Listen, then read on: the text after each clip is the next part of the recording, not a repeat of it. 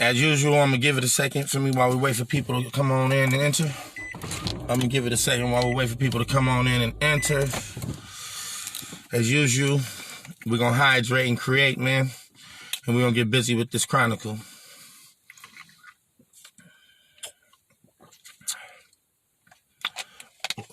It's the first one of the year. Welcome in, welcome in.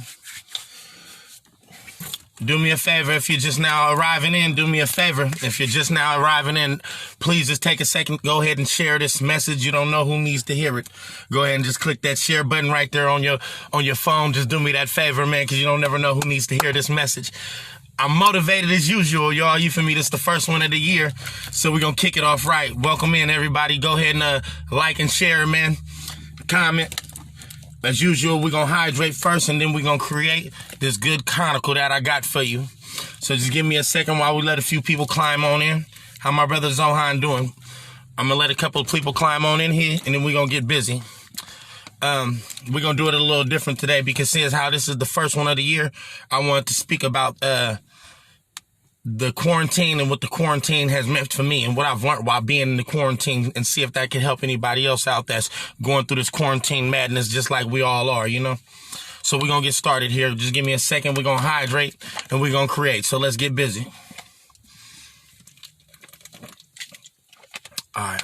Without further ado. Good evening, kings and queens. You're now tuned in for another one of these good car chronicles with your boy, Rock G. Like I stated, I want to open up this one speaking about the quarantine and what I've learned about myself in this quarantine. One thing that I've learned about myself during this quarantine is that I'm a lot more mentally stronger than I ever knew. It seems like this quarantine has kind of helped me tune sides of myself that I never had the time to spend on myself when it was just regular life, if that makes sense. During this quarantine, I've lost a few loved ones. It's like figuratively and just I've physically lost some people as well due to this coronavirus.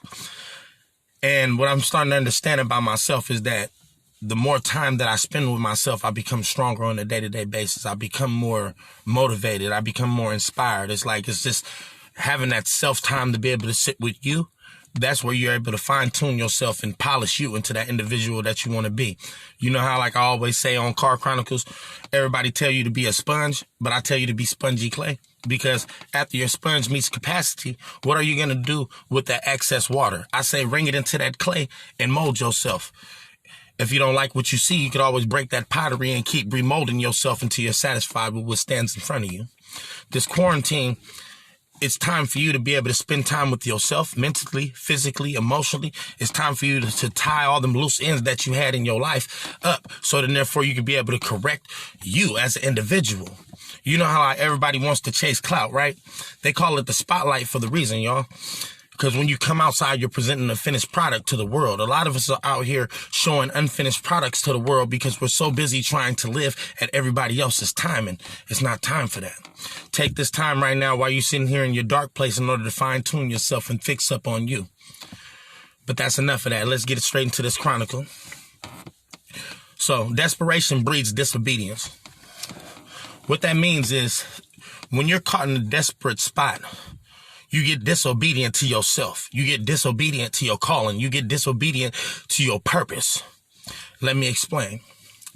There's a lot of people in this life that are put in position to where you can live the best life that you could ever live, right? But just because you want to be rebellious, you go out and do some ignorant things that tarnish your opportunities to succeed in that position. Perfect example. You might have a kid that comes from money, right? The parents give them everything, right? But to me, that's immobilizing this person from becoming the greatest individual that they can be. Because in this life, you have to take lumps and bumps in order to learn who you are. It takes struggle. It takes downtimes in order for you to become familiar with who you are as an individual. So sometimes we hinder people from growth when we're steadily just giving them the answers to all the tests. You follow me? So when a person that's in a desperation place, They put themselves, it breeds disobedience in that position because now I'm desperate because I'm trying to find myself and my parents never gave me the opportunity to find myself. So now I'm desperate. You feel me? So I'm out here going to kick it with individuals that I normally wouldn't kick it around. I'm out here putting myself in predicaments that I normally wouldn't put myself in. And it's all because now I'm disobedient to my purpose, to my calling. If you're an individual that's never had anything, desperation breeds disobedience with you when it comes down to the choices that you make in this life. In this life, they say for people that don't have anything, there's a box for you. Either there's a box that fits you when people are praying over you, or there's a box that fits you when you got a cellmate, right? But you can always end that. And the reason why I say that is just like how I said in the prior live in 2020. If you stop dying for your respect and start living for it, that'll make a big difference. You remember how I said desperation breeds disobedience? You're disobedient to your purpose when you're desperate. It's because you're just trying to find any resolution to the common problem right now. You're not thinking about the long term. You're not thinking about the longevity in this situation. You're just thinking about right now. That's the reason why when you're desperate, it breeds disobedience, because you have to be disciplined. You have to be focused. You have to be motivated. You have to be direct. You have to be serious about everything that you're doing in this life in order for you to see the outcome that you want to see. You can't allow anybody else's words, not your mom, not your grandmom, not your friends, not your spouse. You can't allow anything that anybody else tells you to dictate how you're going to move. You have to make a conscious decision in your life that you want to do better. You see how the desperation breeds disobedience? You're desperate, so you're sitting out here just taking words from anybody. If you're an entrepreneur, you go through the naysayers all the time. You know what I mean? People that's like, oh, man, you think that you're going to be able to do that? Man, you're not going to be able to do that, but I get up and go to my 9 to 5 every single day. So basically, your desperation is breeding disobedience from your purpose. Now, you follow me, my 9 to 5 workers? You go to work every single day. You work for the next person, making them rich, meeting their status quo, right? But then when you get home, you don't never work on yourself. You see how your desperation is breeding the disobedience? It's because you are disobedient to your purpose. Your purpose in this life is to grow, to flourish, to develop, to become a greater individual within inside of yourself. It's not meant for you to just to be the same you repetitively. It's meant for you to be growing and maturing and developing into that great individual that you see in the mirror, that everybody else is just sitting back waiting for it to present itself. Love you. If you're just now joining this broadcast, do me a favor, please. Click that share button. It only takes a second. What I'm speaking about today is desperation breeding disobedience. The perfect example of that is money management. You get desperate, right? Because we're all sitting out here trying to fight and be amongst everybody else that has money, right? So we're sitting up here making our little crumbs, and then we keep spending it, trying to keep it up with people that got a loaf. That's desperation breeding your disobedience to yourself, because what you're really supposed to be doing is holding your money. You're supposed to be investing your money in different things, so then therefore you have multiple streams of income, so then therefore you can be able to bask in the fruits of your labor, right? Instead of you always wondering where the money went in the end. You follow me? You don't always have to get out here and do what everybody else is doing. The most important thing that you have to do is fine-tune you. You have to work on you. You have to develop the you that you want to see. Again, if you're just now joining this broadcast, please do me a favor and click that share button, please. There might be somebody that needs to hear this message. If you're just now joining the broadcast, what I'm speaking about today is desperation breeding disobedience. There's many levels to desperation breeding your disobedience.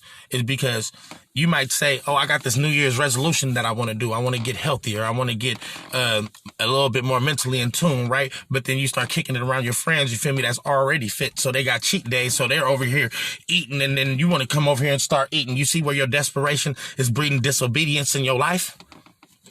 You might be a person that want to be a little bit more positive, right? You might want to be a little bit more uplifting, a little bit more inspiring, right, in this life. But then you steadily keep going back around the people that are all just bah humbugs, the Scrooges in life. They're always mentally negative.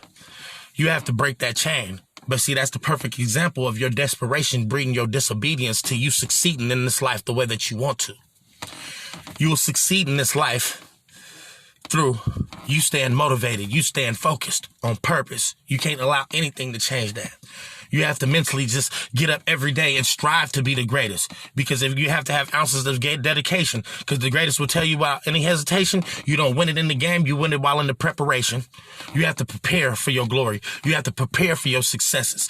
Yes, you might have a few hiccups. You might have some hardships. You might have tough times, but the tough times are not meant to break you. They're meant to make you. Remember how I said, stop being a sponge and become some spongy clay, right? Because when your sponge meets its capacity, you can always bring that water into that clay and mold yourself. If you don't like what you see, you could bust that pottery up and keep remolding yourself until you're satisfied with what stands in front of you. That's where you have to cut the desperation out, because the desperation, it breeds disobedience. And when you're disobedient to yourself, you will never manifest the greatness that's here for you. You will never manifest the greatness that is here for you when you're sitting out here fighting in desperation.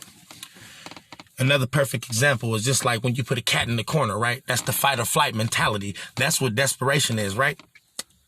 Not quite. Now let's get into the good end of it. They say that desperation in a sense is pressure. Desperation in a sense is pressure. And what does pressure create, y'all? Diamonds. So the thing is, on the upside of this, desperation breeds disobedience, right? But pressure creates diamonds, so you have to go through it. So that's what I mean by you can't allow your desperation to breed your disobedience, because what you're doing is you're moving yourself consciously away from what's going to propel you into a better position, what's going to put you into a better situation, that's going to have you in a better situation in life. That's what you're doing. You're cheating yourself, basically. But seeing how pressure makes diamonds, right? You have to go through the hardships in order to become that diamond, right? Because diamonds in the rough, they're found, and then they apply pressure in order to give clarity. So the thing is, you have to go through some hardships. You have to go through some tough times. You have to go through difficult situations, because all it's doing is adding clarity to you, diamond. You have to go through the tough times, because all it's doing is giving clarity to you, diamond, because you're a diamond in the rough. You have to believe in yourself. You have to love you more. You have to love the people around you more. Do me a favor today, and for the rest of the year, motivate, uplift, gas the people that you know, even gas strangers, man. Just do something positive for people. It's enough negativity out here already, y'all. Every single day that we go outside now, let's just pump each other up. Ladies, you see that female in that dress, give her a compliment. Fellas, you see that dude with them nice kicks on, compliment that man. You see somebody struggling, tell them that they ain't gonna be in that situation tomorrow. Let's start motivating and uplifting each other, because it's enough negativity in this world. If you're just now joining the broadcast, do me a favor. Click that share button for me, please. I can't stress that enough, the importance of sharing this message. It's because not only you and I need this, but it may be other individuals in this world that may need it. In closing, like I was saying earlier, during this quarantine, I've learned a few things about myself, and that's my mental dexterity. I've also learned that the passion and love that I hold for other people is deeper than I ever knew. I'm learning so much about myself during this quarantine, and I'm also learning so much about others during this quarantine, because the quarantine is basically exposing us all for our true selves. You see how the clarity is starting to come out, Diamond?